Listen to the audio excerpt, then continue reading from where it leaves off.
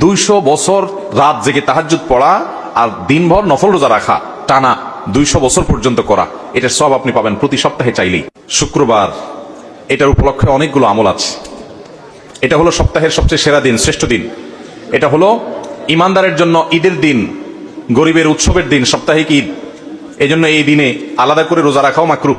জুমার দিন এবং জুমার রাত, জুমার রাত হলো বৃহস্পতিবার দিবাগত রাত, অর্থাৎ বৃহস্পতিবার সূর্য অস্ত হয়ে গেছে, জুমার দিন শুরু। তো এই জুমার রাত এবং জুমার দিন, এই উভয়টাতে তোমরা আমার প্রতি বেশি বেশি করে দুরূদ প্রেরণ করো, আমার জন্য আল্লাহর কাছে দোয়া পেশ করো। ফাইন্না সালাতাকুম মারুদাতুন আলাই, কারণ তোমরা যে দুরূদ পাঠ করো আমার জন্য, এটা আল্লাহর ফেরেশতারা আমার কাছে নিয়ে পেশ করে যে হে আল্লাহর রাসূল, পৃথিবীর অমুক দেশ অমুক প্রান্ত থেকে অমুকের ছেলে অমুক আপনার জন্য দুরূদ পেশ করেছে। এটা তোমাদের এই রিপোর্টটা আল্লাহর ফেরেশতা আমার কাছে বলে, উপস্থিত করে। এই জন্য তোমরা জুমার দিন আসলে বেশি বেশি করে দুরূদ পাঠ করবা। নাম্বার 2, জুমার দিন ফজরের নামাজ পুরুষরা জামাতের সাথে পড়বেন, আর মহিলাদের আমল হলো বাসার পুরুষগুলার সবগুলার উঠে মসজিদের দিকে পাঠিয়ে দিবেন। এটা হলো জুমার দিনের ফজরের সময়ের আমল।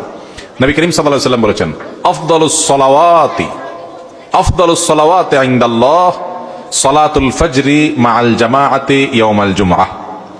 যত নামাজ আছে ওয়াক্তিয়া, এই ওয়াক্তিয়া 5 ওয়াক্ত নামাজের মধ্যে আল্লাহর কাছে সবচেয়ে শ্রেষ্ঠ হলো জুমার দিনে ফজরের নামাজ পুরুষরা জামাতের সাথে পড়লে, এটা হলো আল্লাহর কাছে সবচেয়ে শ্রেষ্ঠ।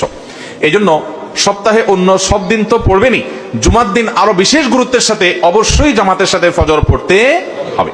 এটা জুমার দিনের স্পেশাল আমল, বিশেষ গুরুত্বপূর্ণ আমল। চেষ্টা করবো তো ইনশাআল্লাহ। 3 নম্বর আমল হলো জুমার দিনে 4টি কাজ করবেন, এই 4 কাজে মিলে একটা আমল, সেটা হলো 3 নম্বর। সেটা কি? নবী রাসূলুল্লাহ সাল্লাল্লাহু আলাইহি ওয়াসাল্লাম বলেছেন, মান বাক্কারা ইয়াউমাল জুমআতি ওয়াবতাকার, যে জুমার দিন আগে আগে ঘুম থেকে উঠবে, ভোরে ঘুম থেকে উঠবে, ওই যে ফজর পড়বে।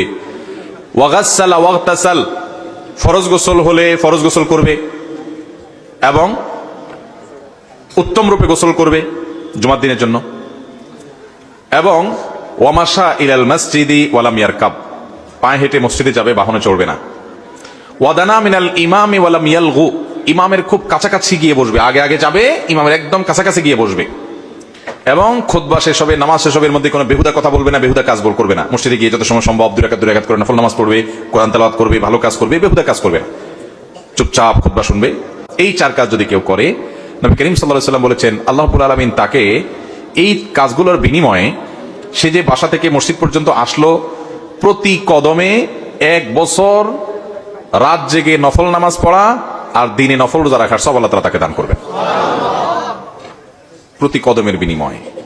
তাহলে আপনার বাড়ি থেকে মসজিদে আসতে যদি 200 কদম হয়,